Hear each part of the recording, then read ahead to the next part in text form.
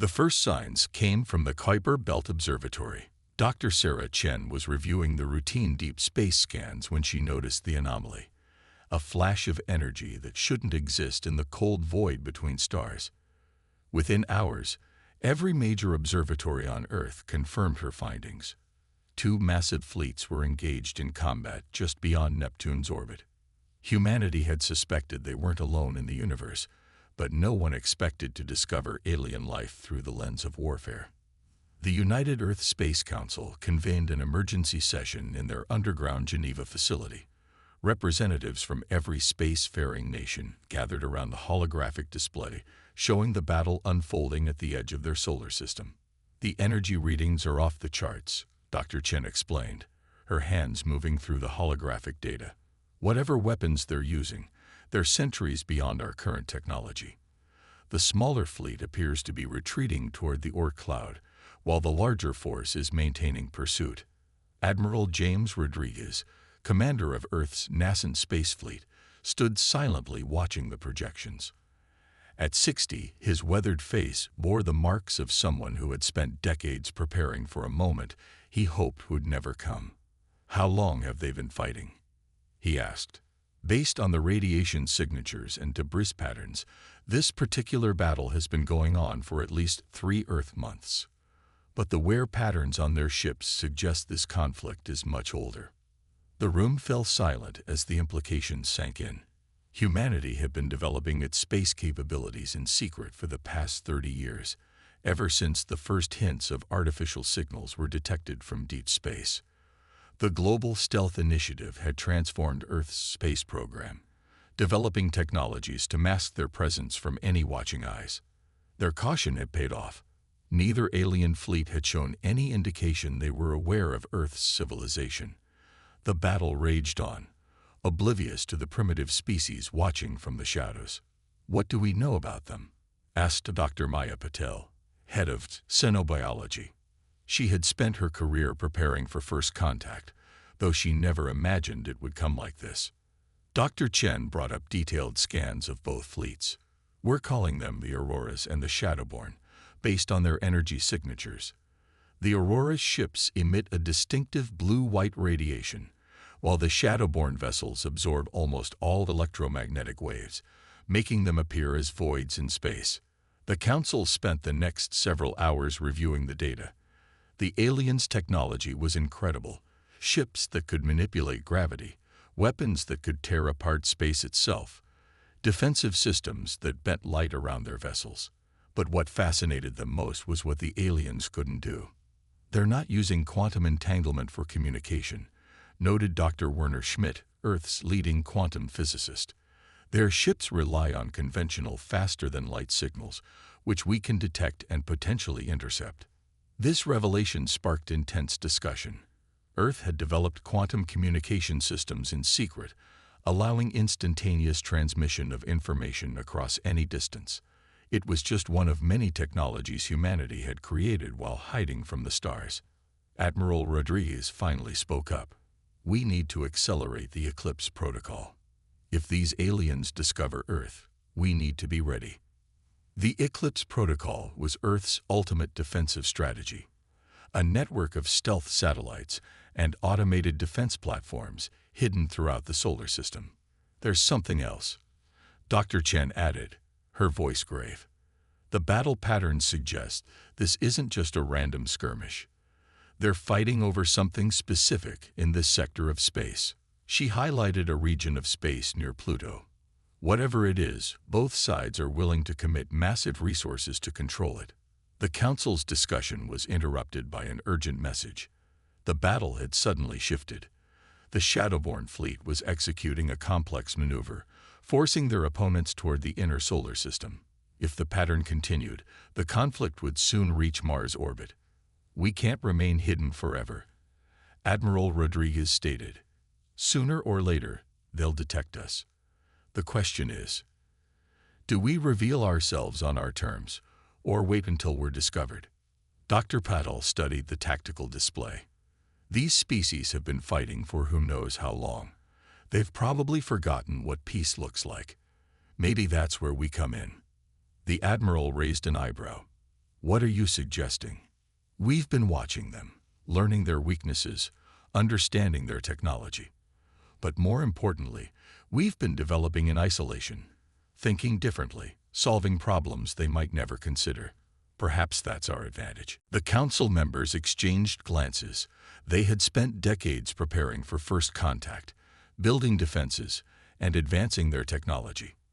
But now, faced with the reality of advanced alien civilizations locked in eternal warfare, humanity would have to decide: remain hidden and hope the conflict passed them by, or step onto the galactic stage and attempt something unprecedented. As they debated, the battle above continued to rage, drawing ever closer to humanity's home. Time was running out, and Earth would soon have to make a choice that would alter the course of human history forever. The proximity alert blared through Lunar Base Alpha at 300 Earth Standard Time. Captain Emma Torres sprinted to the command center, her heart racing. The massive holographic display showed what everyone had feared. An Aurora vessel, heavily damaged, was falling into Earth's gravity well. Status report, she barked, scanning the incoming data streams. Lieutenant David Chang's fingers flew across his console. The ship broke away from the main battle. It's venting plasma and has multiple hull breaches. Trajectory suggests an impact in the South Pacific. Torres keyed in her command codes, activating Earth's hidden defense grid.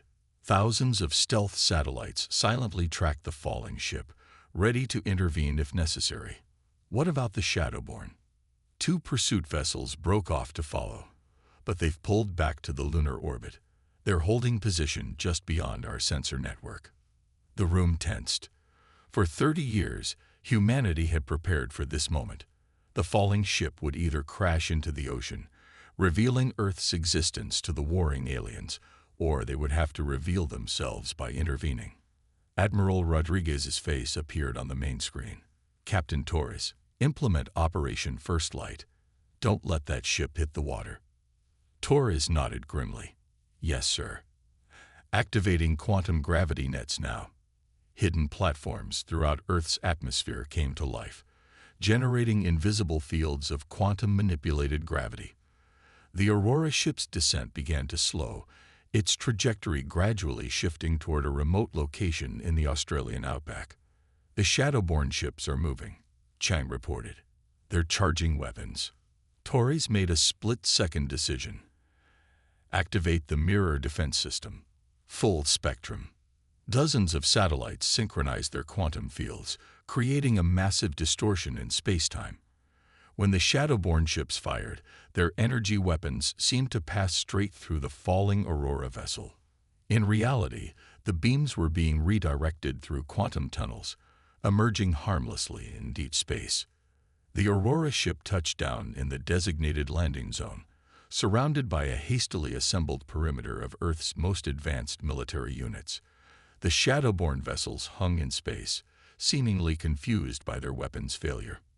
Ma'am, Chang's voice was tense. We're detecting life signs aboard the crashed ship. At least 30 survivors. Torres took a deep breath. Humanity's long isolation was about to end. Deploy the first contact team. Full containment protocols. And get me a direct line to the UN Security Council. The next 12 hours were a blur of activity. The Aurora survivors were safely evacuated from their vessel. Tall, ethereal beings with translucent skin that seemed to pulse with inner light. Earth's cynobiologists were fascinated by their binary cardiovascular system and their ability to process energy directly through their skin. But it was the Aurora ship's quantum core that drew the most attention. Dr. Schmidt's team discovered that the aliens' faster-than-light technology was fundamentally different from Earth's approach. Where humanity had focused on quantum entanglement and space-time manipulation, the Auroras had developed a way to fold space itself. The Shadowborn ships maintained their position, occasionally probing Earth's defenses with long-range scans. Each time, Earth's stealth systems fed them false data, showing only a primitive pre-spaceflight civilization. In a secure bunker beneath Geneva, the UN Security Council met with the highest-ranking Aurora survivor, a being who introduced itself as first speaker Luminara. The quantum translation matrix took several hours to decode their language, but when it did, the revelations were staggering. The war has raged for over 1,000 of your years, Luminara explained, their skin pulsing with patterns of light that the translation matrix interpreted as emphasis. The Shadowborn believe that consciousness itself is an abomination, that all sentient life must be converted into their ideal of perfect, emotionless machine existence. Admiral Rodriguez leaned forward. And your people? We fight to preserve free will, the right of all beings to choose their own path. But the war has consumed us. Both sides have forgotten how to do anything but fight. Dr. Patel, who had been quietly observing, spoke up. You seem surprised by our technology, particularly our quantum communications and gravity manipulation. Luminara's skin flickered with what the translation matrix identified as amazement. Your species developed in isolation, thinking differently from either of our civilizations. You've created technologies we never considered possible. How did you remain hidden for so long? We learned early on that it's better to watch and learn before revealing ourselves, Admiral Rodriguez explained. But now that you're here, perhaps we can offer a fresh perspective on your conflict. The Aurora First Speaker's skin pulsed with complex patterns. You would involve yourselves in our war, a species we only just discovered. Torres, who had been invited to the meeting due to her role in the rescue, stepped forward, not to join the fighting, but to end it. We've been studying both sides for years. We understand your tactics, your technologies, your limitations. More importantly, we've developed our own solutions to problems both sides thought unsolvable. Before Luminara could respond, an urgent message came through. The Shadowborn fleet was moving. Not just the two ships that had followed the Aurora vessel, but the entire battle group. They were on an attack vector toward Earth. The time for hiding was over. Humanity would have to reveal itself not just to the Auroras, but to the entire galaxy. The question was, could Earth's unique developments, born of 30 years of secret preparation, really change the course of a 1,000-year war? Admiral Rodriguez stood, his face set with determination. First Speaker Luminara, I believe it's time we showed you exactly what humanity can do. The Shadowborn fleet emerged from faster-than-light travel in a perfect attack formation. 500 ships, their dark hulls absorbing all light, arranged in a three-dimensional spear pattern aimed at Earth. In the Geneva Command Center, Admiral Rodriguez watched the tactical display with an unsettling calm. They're exactly where we want them, he said quietly. Dr. Schmidt's quantum computers had spent hours analyzing the Shadowborn's attack patterns from previous battles. Their tactics were ruthlessly efficient, but also predictable, the product of centuries of machine logic optimization. The fleet's formation was designed to pierce through any conventional defense screen. But Earth's defenses were far from conventional. Operation Blindside is ready, Captain Torres reported from Lunar Base Alpha. Quantum network synchronized. Mirror satellites in position. The Shadowborn fleet launched their first wave of attacks. Beams of dark energy designed to tear apart matter at the subatomic level. In space, thousands of hidden satellites activated simultaneously. The incoming beams hit Earth's quantum defense grid and simply vanished. First Speaker Luminara, watching from the command center, emitted pulses of astonishment. Impossible. Nothing can completely absorb Shadowborn dark energy weapons. We're not absorbing them, Dr. Schmidt explained, his eyes fixed on the data streams. We're redirecting them through quantum tunnels. Each beam is being sent to a different point in empty space, thousands of light years away. The Shadowborn launched a second attack wave, more powerful than the first. Earth's defense grid responded by creating a complex web of quantum-entangled gravity fields. The alien weapons fire twisted through impossible angles, some of it even being redirected back at the attacking fleet. Now, Admiral Rodriguez commanded, initiate Phase 2.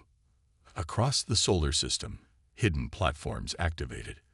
They had been placed there over decades, disguised as asteroids or space debris. Each one contained Earth's most closely guarded technological achievement, the quantum phase inverter. Dr. Patel had helped develop the technology, combining human intuition with machine precision. The inverters don't just bend light, she explained to the astonished Aurora first speaker. They alter the fundamental properties of space-time within their field of effect. The effects were immediate and devastating. Hundreds of shadow-born ships suddenly found themselves out of phase with normal space-time. Their weapons passed harmlessly through targets, their communications were scrambled, and their sensors showed them contradictory information about their surroundings. "This is why we stayed hidden," Torres said, monitoring the chaos unfolding in space. "We knew that whoever found us first would likely be hostile. So we developed defenses that no one would expect." The Shadowborn fleet's perfect formation began to break apart. Ships collided with each other as their pilots struggled to cope with the twisted physics around them. Others fired blindly, their weapons either passing through empty space or being redirected by Earth's quantum network. But humanity's greatest surprise was yet to come. Phase 3, Rodriguez ordered. Deploy the consciousness bridges. This was the technology that Dr. Patel had theorized could end the war itself. Unlike the Aurora's energy-based communications or the Shadowborn's machine logic networks, Earth had developed a way to directly link conscious minds across vast distances. Thousands of small probes launched from Earth's hidden platforms, each carrying a quantum consciousness transmitter. They attached themselves to the hulls of the Shadowborn ships, bypassing their advanced defenses by operating on principles the aliens had never encountered. "What are you doing?" Luminara asked, their skin pulsing with a mix of fear and hope. "Showing them what they've forgotten," Dr. Patel replied. "The consciousness bridges are connecting the Shadowborn directly to their own organic memories, the ones they tried to suppress when they began converting themselves to machines." On the tactical display, the Shadowborn fleet had completely halted its attack. Ship after ship went dark as their crews experienced something they hadn't felt in centuries, the full spectrum of organic consciousness, complete with emotions, memories, and the capacity for choice. "We study both sides of your conflict," Rodriguez explained to Luminara. "The Shadowborn didn't start as machines. They chose that path out of fear of death, of imperfection, of the chaos of organic life. But in doing so, they lost something essential." The command center fell silent as they watched the Shadowborn fleet hanging motionless in space.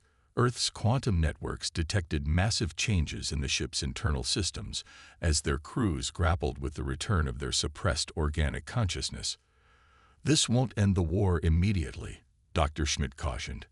"But it's created something neither side has had in centuries, doubt about the fundamental nature of their conflict." First speaker Luminara's skin rippled with complex patterns of light. "You could have destroyed them. Your quantum technology caught them completely unprepared. Why show mercy?" Admiral Rodriguez smiled slightly. "Because that's another thing we learned during our years of watching. Every war needs a path to peace. Sometimes it just takes a new perspective to find it." As if to emphasize his point, the first communication from the Shadowborn fleet arrived. Unlike their usual machine-precise transmissions, this one carried something no one had heard from them in centuries: uncertainty. "We remember," the message began. "We remember what it was to choose." The Geneva Peace Conference was unprecedented in galactic history. In a vast chamber deep beneath the Swiss Alps, representatives from 3 civilizations gathered around a quantum-stabilized negotiation table. The Aurora's light-pulsing forms contrasted sharply with the metallic sheen of the Shadowborn delegates. Between them sat the human diplomatic team, led by Ambassador Sarah Chen, the same scientist who had first detected the alien conflict. "We propose a solution that neither side has considered," Chen began, her voice carried perfectly to each delegate through personalized quantum translators. "Not because you couldn't have thought of it, but because centuries of war changed how both your civilizations think." The head of the Shadowborn delegation, a being that called itself Unity Protocol, spoke in harmonics that the translators converted to words. Our directive remains unchanged. Organic consciousness is inefficient, chaotic, dangerous. Is it? Chen asked, activating a holographic display. Let me show you data from our consciousness bridge experiment. The display showed neural patterns from various species, human, aurora, and most importantly, shadowborn minds both before and after exposure to the bridge technology. Dr. Patel, now serving as Earth's synapsepsychology expert, stepped forward to explain. When we restored your organic consciousness components, we discovered something fascinating. Your machine logic systems actually became more efficient, not less. The chaos of organic thought provides something your pure machine consciousness couldn't replicate: innovation. The shadowborn delegate surfaces rippled with changing patterns, a sign that their restored organic components were processing this information. The aurora representatives pulsed with intense light frequencies that the translators interpreted as surprise. Impossible, first speaker Luminaris said. The shadowborn destroyed their organic consciousness capabilities centuries ago. No, Ambassador Chen corrected. They suppressed them. And in doing so, they lost something crucial: the ability to evolve beyond their original programming. Unity Protocol's form shifted slightly. Explain. Dr. Schmidt joined the presentation, bringing up complex quantum equations.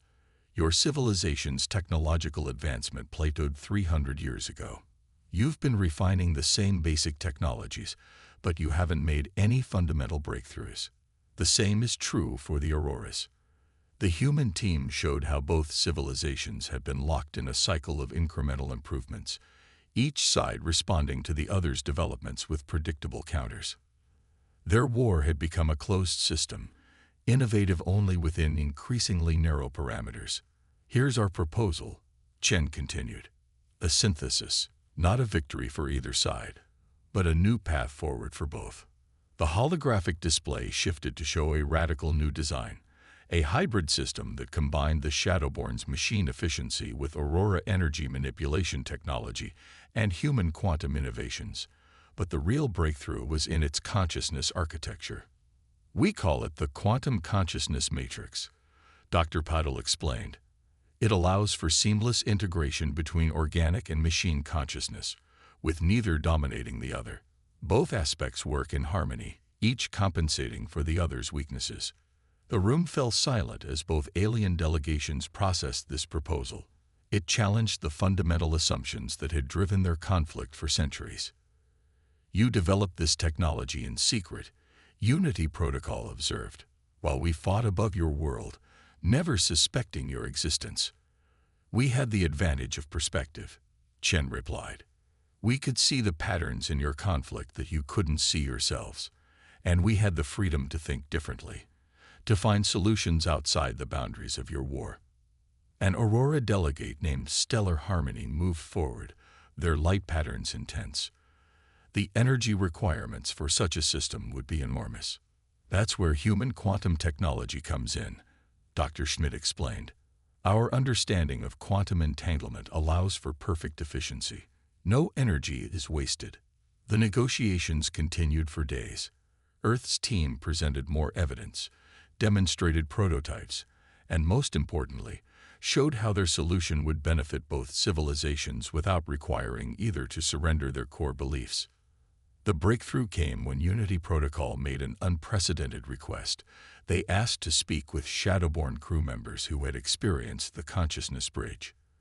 The testimonies of their own people, describing how the integration of organic and machine consciousness had enhanced rather than diminished their capabilities, proved pivotal. We have existed in a false dichotomy, Unity Protocol finally stated. The choice was never between pure organic or pure machine consciousness. We simply lacked the perspective to see alternatives. First speaker Luminara's form pulsed with complex emotions. After 1,000 years of war, can we truly consider peace? Ambassador Chen smiled. Peace isn't just the absence of war. It's the presence of alternatives. Earth is offering you a way to move forward together, to evolve beyond the limitations that have kept you locked in conflict. As the delegates began discussing implementation details, Admiral Rodriguez watched from an observation room above. "Do you think it will work?" he asked Dr. Patel. She nodded slowly. "They're both logical species in their own ways. Once we showed them a better path, they were bound to consider it. The real question is, what happens next?" Rodriguez understood her meaning. Earth had revealed itself and its advanced technology to the galaxy. They had stopped a war that had raged for centuries. But in doing so, they had also changed the balance of power in ways no one could fully predict. The Admiral watched as human scientists began explaining the technical details of the quantum consciousness matrix to their alien counterparts. "We've given them a way to end their war," he said. "Now we have to help them build a lasting peace." 1 year after the Geneva Peace Conference, the Sol system had transformed. The space around Earth's orbit now hosted a remarkable sight: a joint research station where scientists from all 3 civilizations worked together to implement the quantum consciousness matrix technology. From her office aboard the station, Dr. Sarah Chen watched an Aurora ship dock alongside a Shadowborn vessel, a scene that would have been unthinkable just months ago. The station itself was a testament to cooperation. Its quantum-stabilized corridors allowed beings of all 3 species to coexist comfortably, despite their vastly different environmental needs. "The latest integration results are promising," Dr. Patel reported, entering the office with a holographic display of neural patterns. "The Shadowborn volunteers who've undergone the full consciousness integration are showing unprecedented levels of creative problem-solving, while maintaining their computational efficiency." Chen nodded, remembering the long path that had led them here. "And the Auroras? Their energy manipulation capabilities have increased exponentially when combined with the quantum systems. They're already talking about applications we never considered." The station's quantum communications array chimed, signaling an incoming transmission from Earth. Admiral Rodriguez's hologram appeared in the center of the office, his expression serious but satisfied. "The Council has approved the next phase," he announced. "We're ready to begin sharing our quantum technology with both civilizations." This was a crucial moment. Earth had carefully controlled the release of its technological innovations, ensuring that neither former adversary could use them to restart the war. The process had required tremendous trust on all sides. "There's something else you should see," Rodriguez continued. "The long-range sensors have detected signals from other civilizations. It seems our activities haven't gone unnoticed." Chen wasn't surprised. The end of the 1,000-year war had sent ripples throughout the galaxy. Other species, previously too cautious to interfere, were now reaching out. Humanity's approach to ending the conflict had caught their attention. "The galaxy is changing," Unity Protocol observed, entering the office with an Aurora delegate named Dawn Seeker. Both had undergone the consciousness integration, serving as living proof of its success. "Other conflicts, other ancient wars, their participants are watching what we've achieved here." Dawn Seeker's light patterns pulsed in agreement. "We've received inquiries from 12 different species in the past month alone. They want to understand how Earth helped us find peace." Chen turned to the window, watching as a human shuttle practiced formation flying with alien vessels. The sight still filled her with wonder. "We didn't just end a war," she said. "We proved that evolution is possible, that centuries of conflict can be resolved when we think beyond traditional boundaries." The station's quantum core hummed softly, its perfectly efficient operations a symbol of what could be achieved through cooperation. In laboratories throughout the structure, scientists of all 3 species were already working on new innovations, technologies that combine the best aspects of their civilizations. "The Galactic Council is forming," Rodriguez informed them. "They want Earth to play a central role, given our unique perspective and approach to problem-solving." Unity Protocol's surface rippled with what Chen had learned to recognize as amusement. The species that hid from the galaxy for so long will now help guide its future. There is a certain irony in that. "We hid so we could develop differently," Dr. Patel reminded them. "That difference is what allowed us to see solutions others couldn't." Dawn Seeker moved to the window, their light patterns creating beautiful reflections. My people have begun dismantling our weapon platforms. The resources will be used to build more research stations like this one. The path of integration spreads. Unity protocol added. Already, thousands of my kind have volunteered for the consciousness merger. Each success proves that we need not fear the chaos of organic thought. Chen's quantum communicator chimed with another message. More signals from distant civilizations, more requests for Earth's assistance in resolving ancient conflicts. Humanity had stepped onto the galactic stage, not as conquerors or victims, but as innovators and peacemakers. We should remember this moment, she said, addressing everyone in the room. Not just as the end of one war, but as the beginning of something greater. We've proven that no conflict is truly unsolvable, no division truly permanent. Admiral Rodriguez's hologram nodded. Earth remained hidden for decades, watching and learning. Now it's time to share what we've learned, to help build a galaxy where innovation comes from cooperation, not conflict. Outside the station's windows, ships from all three civilizations continued their complex dance, their movements now coordinated and purposeful rather than adversarial. The quantum consciousness technology had done more than end a war. It had opened up new possibilities for all species involved. The future would bring its own challenges, but Earth had shown that with patience, innovation, and the willingness to think differently, even the most intractable problems could be solved. As Chen watched the ships moving in harmony, she knew that humanity's greatest contribution to the galaxy wasn't their technology or their diplomatic skills. It was their ability to see beyond the boundaries of what others thought possible. The age of isolation was over. The age of integration had begun.